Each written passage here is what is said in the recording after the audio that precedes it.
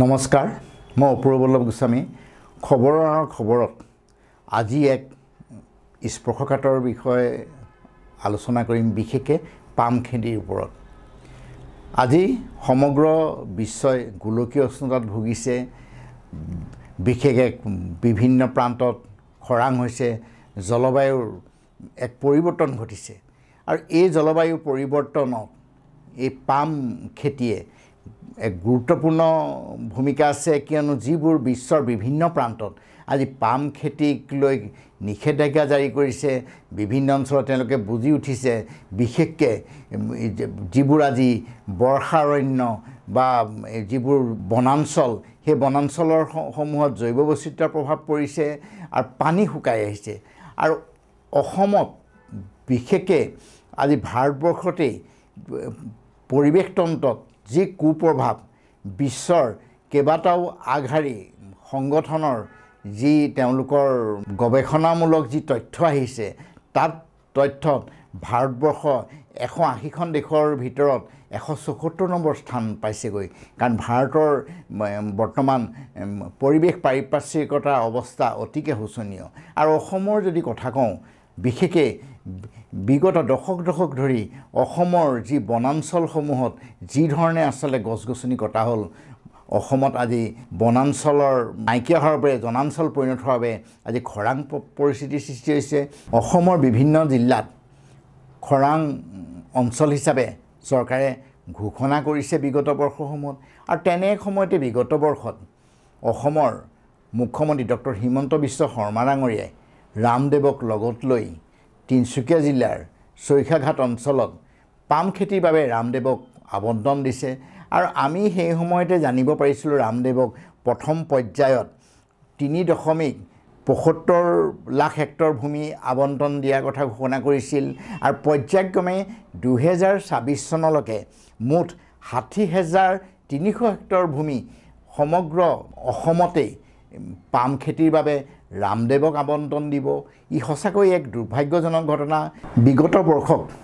ৰামদেৱক যেতিয়া অসম চৰকাৰে ৰঙাদলিচা পাৰি পাম খেতিৰ কাৰণে মাটি আবণ্টন দিছিল সেই সময়ত আমাৰ শিক্ষাগুৰু বৰ্তমান প্ৰয়াত ডক্টৰ পদ্মেশ্বৰ গগৈ ছাৰে এই পাম খেতিয়ে অসমলৈ এক ভয়াৱহতা আনিব বুলি কৈছিল কাৰণ এই পাম খেতি যদি এই 60,000 হেক্টৰ ভূমিত চৰকাৰে কৰেগৈ অসম এখন মৰুভূমিত পৰিণত হ'ব আৰু ডক্টৰ পদ্মেশ্বৰ গগৈ ছাৰ এজন অসম কি ভাৰতৰ এজন বিশিষ্ট মানে প্ৰকৃতিবিদ বা উদ্ভিদবিদ কাৰণ ডক্টৰ পদ্মেশ্বৰ গগৈ ছাৰে বিভিন্ন জিলাত গৈ এই উদ্ভিদ আৰু পৰিৱেশৰ ওপৰত তেখেতৰ অধ্যয়ন আছিল আৰু গগৈ ছাৰে এইটোৱেই কৈছিল যে ভূগৰ্ভত এনেও পানীৰ নাটনি কিন্তু এই পাম খেতিয়ে যেনেধৰণে পানী আচলতে শোষণ কৰিব এই অন্য যি আজি চাহ শিল্পই হওক বা অন্য যি আজি জৈৱ বৈচিত্ৰ্যপূৰ্ণ বনাঞ্চল আছে সেই বনাঞ্চলসমূহ ক্ষতি কৰিব গতিকে চৰকাৰৰ এনে কাৰ্য তৎকালীনভাৱে আচলতে চৰকাৰে বন্ধ কৰিবলৈ তেখেতে আহ্বান জনাইছিলে আৰু আমি এই সন্দৰ্ভত আমি বাতৰি পৰিৱেশন কৰিছিলোঁ আৰু আজি ডক্টৰ পদ্মেশ্বৰ গগৈ নাই আমাৰ মাজত তেখেতৰ সেই যিখিনি তেখেতে পৰ্যালোচনা কৰি দেখুৱাইছিল যে পাম খেতিয়ে কেনেধৰণে আচলতে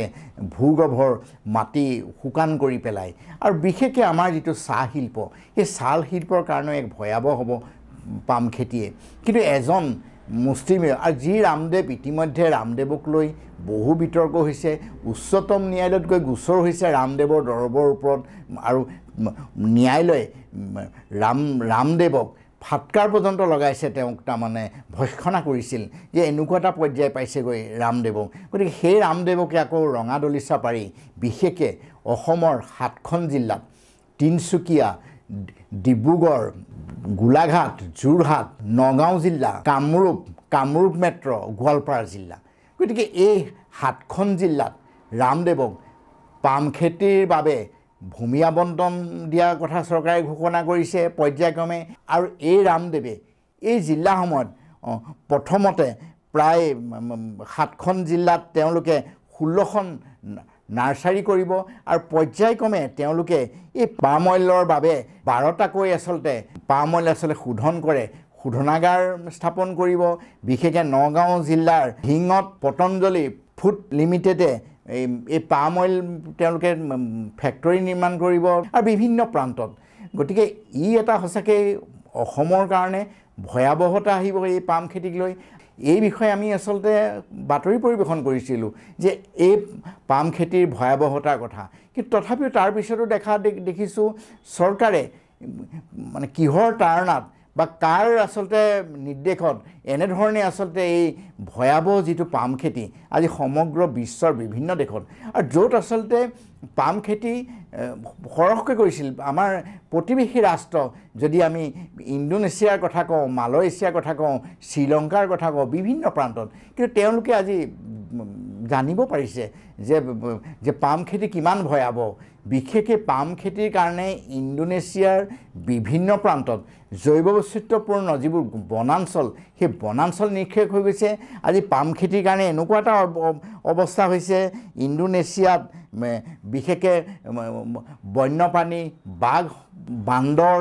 হাতী যিবোৰ আচলতে দুষ্প্ৰাপ্য বন্যপ্ৰাণী সেই বন্যপ্ৰাণীসমূহ আজি তেওঁলোকৰ মানে বিলুপ্তি হ'ব ধৰিছে কাৰণ কিয়নো এই পাম অইলৰ ফলত যিবোৰ আচলতে জৈৱ বৈচিত্ৰ্য অঞ্চল সেইবোৰ সম্পূৰ্ণৰূপে ধ্বংস হৈ পৰিছে আনকি এনেকুৱা পৰ্যায় পাইছেগৈ সুমাত্ৰা অঞ্চলত গড় পোৱা যায় সেই গড়ৰ বাবেও এই পাম খেতি এক ভয়াৱহতা আনিছে আৰু আমি যদি ভাল ধৰণে চোৱা যায় পাম খেতি আচলতে আফ্ৰিকাত হৈছিল সেই আফ্ৰিকাৰ পৰাই পাম খেতি দক্ষিণ পূব এছিয়ালৈ প্ৰসাৰ হ'বলৈ ধৰে পাম খেতি আৰু এই মালয়েছিয়া আৰু বিশেষকৈ ইণ্ডোনেছিয়া এই মালয়েছিয়া ইণ্ডোনেছিয়াতে এক বৃহৎ অঞ্চলত পাম খেতি হৈছিল আৰু এই পাম খেতিৰ কাৰণে এই দুইখন দেশেই আচলতে এক ভয়াৱহতা আনিছিল আৰু পাম খেতি আচলতে এনেকুৱা এটা বস্তু বিভিন্ন প্ৰান্তত আচলতে পাম অইলটো ব্যৱহাৰ হয় আৰু এনেকুৱা হয় যদিও পাম অইল আচলতে অপকাৰী কিন্তু কৌশলেৰে আচলতে আজি শ্বেম্পু কওক বা কিছুমান যিটো ফুড প্ৰডাক্ট হওক বা যেনেকৈ আজি নুডলছ হওক এনেকুৱা ধৰণৰ বস্তুত পাম অইল ব্যৱহাৰ কৰা হয় কিন্তু এই আচলতে পাম অইল স্বাস্থ্যৰ কাৰণেও এক ভয়াৱহ সেইকাৰণে বিশ্ব স্বাস্থ্য সংস্থাসমূহেও এই পাম অইলৰ বিৰোধিতা কৰিছে পাম অইল আচলতে নিষিদ্ধকৰণ কৰিছে বহু দেশত তথাপিও আমি দেখা পাইছোঁ আজি অসমত বিশেষকৈ অসমৰ আজি এনেকুৱা এটা পৰিৱেশ পাৰিপাৰ্শ্বিকতা অতিকে বিঘিনি অসমত কাৰণ আজি অসমৰ যদি উজনি অসমৰ পাটকাই পৰ্বতৰ কথা কওঁ তাৰ যিটো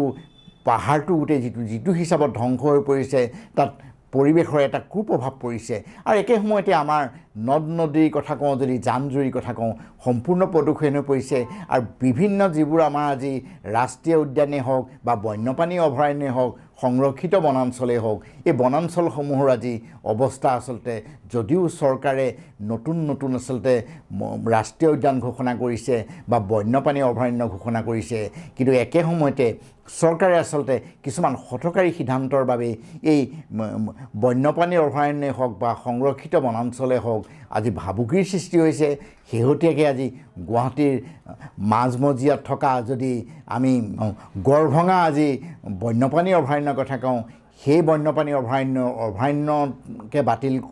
কৰিছে চৰকাৰে গতিকে এনেকুৱা ধৰণৰ কিছুমান সিদ্ধান্তই আচলতে পৰিৱেশ সংৰক্ষণত পৰিৱেশ পাৰিপাৰ্শ্বিকতাৰ এক ভয়াৱহতা আহিছে গতিকে আমি যদি সুস্থ পৰিৱেশ তন্ত্ৰ ৰাখিবলৈ হয় যিমান সোনকালে পাৰোঁ আমি যিটো পাম খেতি যি অসমত প্ৰচলন কৰিব খুজিছে এইটো আচলতে তৎকালীনভাৱে চৰকাৰে বন্ধ কৰিব লাগিব নহ'লে অসম মৰিশালীত পৰিণত হ'ব কাৰণ এই পাম গছ যেনেধৰণে আজি যিটো ধৰণে চৰকাৰে এই 2024ৰ ভিতৰত 60,300 হেক্টৰ যদি পাম খেতি অসমৰ বিভিন্ন প্ৰান্তত কৰে মই ভাবোঁ এই পাম খেতিৰ ফলত বিশেষকৈ ভূগৰ্ভৰ পানীৰ নাটনি হ'ব গতিকে এই পানীৰ নাটনিয়ে মই ভাবোঁ এনেও অসম আচলতে আজি বিভিন্ন সমস্যাৰ যে বিশেষকৈ আজি যি ধৰণৰ আমাৰ জলবায়ু পৰিৱৰ্তন তাৰ কাৰণে আজি খৰাং অঞ্চল হিচাপে বিভিন্ন প্ৰান্তত ঘোষণা কৰা হয় কিন্তু যদি এই পাম খেতিয়ে অসমৰ এক ভয়াৱহতা আনিব গতিকে আমি চৰকাৰক এইটোৱে আহ্বান জনাইছোঁ যে সময় থাকোঁতেই চৰকাৰে যদিও আজি তিনিচুকীয়া জিলাত ৰামদেৱক চৌখা অঞ্চলত তেওঁলোকে পাম অইলৰ বাবে ৰামদেৱক আচলতে কিমানখিনি ভূমি আবণ্টন দিছে চৌখা ঘাটত আমি নাজানো, কিন্তু তথাপিও আমি এটাকে কওঁ যে চৰকাৰে যি সিদ্ধান্ত এই সিদ্ধান্ত তৎকালীনভাৱে বাতিল কৰক, নহ'লে অসমত অনাগত দিনত এক ভয়াৱহ সমস্যা আহিব। বিশেষকৈ আমি কেঁচা সোণ বুলি লৈ যিটো গৌৰৱ কৰোঁ, বিশেষকৈ আমাৰ চাহ শিল্প, এই চাহ শিল্পৰ কাৰণেও এক ভয়াৱহ আহিব। গতিকে সময় থাকোঁতে আমি ভাবোঁ চৰকাৰে এটা ভাল সিদ্ধান্ত ল'ব, তেহে আচলতে মই ভাবোঁ অসমৰ যি পৰিৱেশ পাৰিপাৰ্শ্বিকতা অক্ষুণ্ণ থাকিব। কাৰণ যি আচলতে গ'ল আৰু আজি যিখিনি আচলতে আমাৰ বনাঞ্চল, আজি হাজাৰ হাজাৰ হেক্টৰ বনাঞ্চল বিভিন্ন জিলাত, গোলাঘাট জিলাতেই প্ৰায় 1 লাখ বনাঞ্চল আজি জনাঞ্চললৈ পৰিণত হৈছে। এনেধৰণে অসমৰ বিভিন্ন জিলাত আচলতে যি ধৰণৰ জনসংখ্যা বৃদ্ধি হওক বা বিভিন্ন কাৰণত যি ধৰণৰ বনাঞ্চল ধ্বংস বা বন বিভাগৰ অমনোযোগিতাৰ কাৰণেই হওক, কাৰণ আজিৰ তাৰিখতো আচলতে যদি আমি চাওঁ চৰকাৰে বন বিভাগটো যেনেধৰণে আচলতে চলাব লাগিছিল তেনেকৈ চলাব পৰা নাই। আজি বিভিন্ন অঞ্চলত আমি চাওঁ যদি জিলাসমূহত কনজাৰ্ভেটৰ নাই, ACF নাই, ৰেঞ্জসমূহত ৰেঞ্জাৰ নাই। গতিকে তেনেধৰণে আজি বিভাগ চলিছে অসমত। আৰু এক দুৰ্ভাগ্যৰ কথা, 2.5 বছৰ ধৰি যোৰহাট জিলাত কনজাৰ্ভেটৰজনে নাই। আৰু এই যোৰহাট জিলাৰ যোৰহাটৰ কনজাৰ্ভেটৰে তিনিচুকীয়া, ডিব্ৰুগড়, শিৱসাগৰ, চৰাইদেউ, গোলাঘাটকে ধৰি উজনি অসমৰ বিভিন্ন জিলাৰ তেওঁৱে আচলতে গৰাকী। গতিকে গৰাকীবিহীনভাৱে উজনি অসম আজি চলিছে। আৰু এই কনজাৰ্ভেটৰজনৰ দায়িত্ব যিহেতু নতুনকৈ দিহিং পাটকাই ৰাষ্ট্ৰীয় উদ্যান চৰকাৰে ঘোষণা কৰিছিলে, যিহেতু দিহিং পাটকাই ৰাষ্ট্ৰীয় উদ্যানত এজনো সঞ্চালক এতিয়ালৈকে চৰকাৰে নিযুক্তি কৰা নাই। গতিকে এই সঞ্চালকৰ দায়িত্বটো যোৰহাটস্থ যিজন কনজাৰ্ভেটৰ তেওঁকে দায়িত্ব অৰ্পণ কৰিছিল। কিন্তু আজি 2.5 বছৰ যেতিয়া কনজাৰ্ভেটৰজন নাই, এই যিখন দিহিং পাটকা ৰাষ্ট্ৰীয় উদ্যান, সেই উদ্যানখন আচলতে চৰকাৰে নামত ঘোষণা কৰাৰ নিচিনা হৈছে। আজিৰ তাৰিখত দিহিং পাটকা ৰাষ্ট্ৰীয় উদ্যানৰ এই বিগত আমি দেখিছোঁ প্ৰায় 3টা বৰ্ষই হ'ল কোনো ধৰণৰ আচলতে আন্তঃগাঁথনি উন্নত নহয়। এতিয়াও আচলতে তাত চোৰাং কাঠ বেপাৰীয়ে হওক, চোৰাং কয়লা মাফিয়াই হওক, এতিয়াও পুণ্যদমত এই কয়লা আৰু গছ গছনি কটা চলি আছে। আৰু তাৰ মাজতে যদি এই যিটো চৰকাৰে